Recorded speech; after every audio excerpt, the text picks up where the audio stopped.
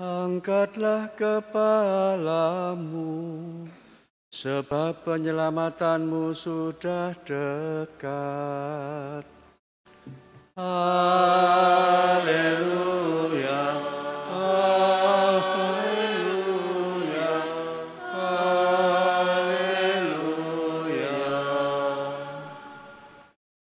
Tuhan bersamamu.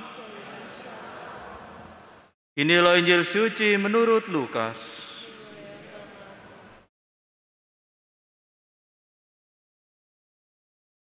Pada waktu itu, Yesus mengemukakan perumpamaan ini kepada murid-muridnya. Perhatikanlah pohon ara atau pohon apa saja.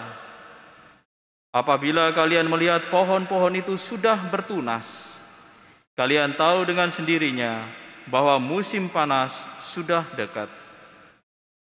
Demikian pula jika kalian melihat hal-hal itu terjadi, ketahuilah bahwa kerajaan Allah sudah dekat. Aku berkata kepadamu, sungguh, angkatan ini tak akan berlalu sebelum semuanya terjadi. Langit dan bumi akan berlalu, tetapi sabdaku takkan berlalu. Demikianlah sabda Tuhan.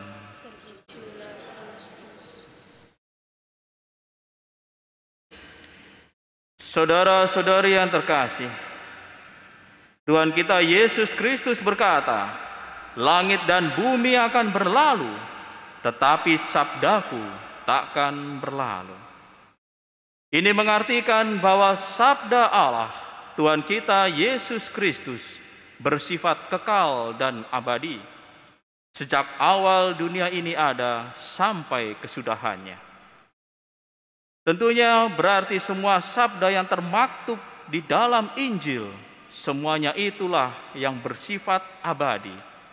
Dengan demikian termasuk pula segala janji-janji Allah, itu bersifat kekal dan abadi.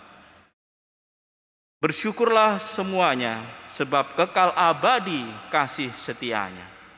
Maka janji-janji Allah kepada kita semua demi keselamatan kita sifatnya adalah kekal abadi. Tuhan senantiasa setia mengingat perjanjiannya. Dikatakan seturut sabda bahagia bahwa mereka semua akan memasuki kerajaan surga, atau disebut sebagai empunya kerajaan surga, berbahagia di dalam kerajaan surga apabila mereka hidup miskin di hadapan Allah. Miskin di hadapan Tuhan berarti senantiasa hidup di dalam kerendahan hati, menyadari dirinya yang terbatas dan lemah, bergantung kepada Allah yang Maha Kuasa, senantiasa di dalam hidup. Yang kedua, lemah lembut, yang berarti senantiasa bersabar di dalam menanggung segala peristiwa masalah kehidupan, dan senantiasa bersabar pula kepada setiap manusia, orang-orang yang ada di sekitarnya. Murah hati, berbahagialah mereka yang murah hati. Itu berarti senantiasa hatinya tergerak oleh rasa belas kasihan untuk mau menolong orang lain.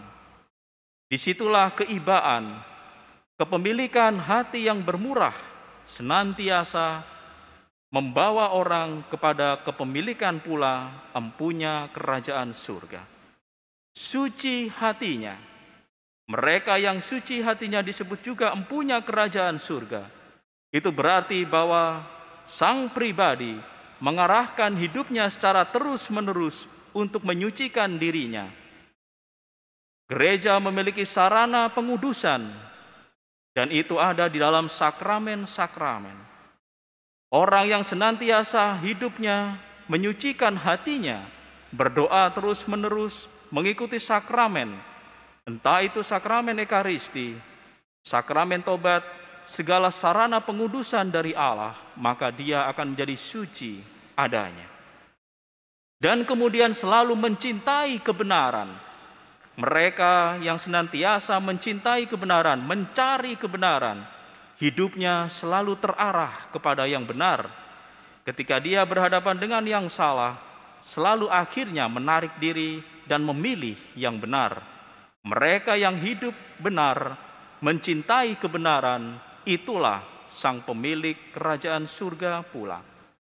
Dan terakhir, ialah mereka yang dianiaya dan disiksa oleh karena kebenaran, yakni nama Tuhan kita Yesus Kristus.